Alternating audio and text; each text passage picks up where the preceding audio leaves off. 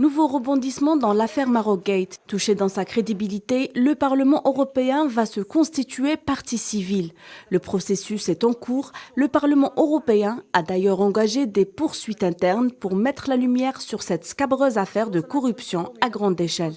Aucune échéance n'a cependant été précisée pour ce dépôt de plainte, pas plus que le nom de l'avocat qui représentera le Parlement.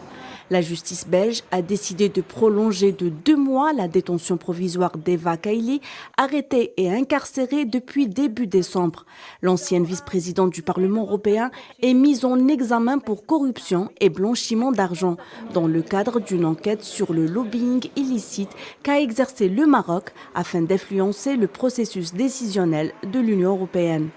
Une affaire qui impliquerait également son collègue Marc Tarabella. Sa détention provisoire a elle aussi été prolongée d'1 mois. Andrea Cozzolino, assigné à résidence en Italie, fait face à un éventuel transfert vers la Belgique. Cette affaire de corruption a ébranlé l'organe européen de manière significative et est considérée comme la plus grande affaire de corruption à laquelle le Parlement européen ait été confronté depuis sa création.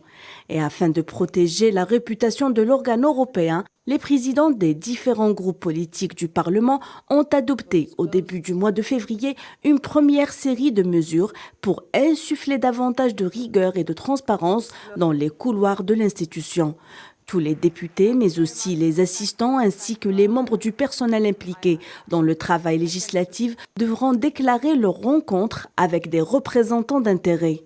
Pour rappel, au moins 180 000 € en plus de cadeaux et de voyages ont été offerts par le régime du Marzen pour soudoyer les eurodéputés en échange d'un soutien électoral au Parlement européen, selon les derniers aveux de l'ex-eurodéputé Antonio Panzeri.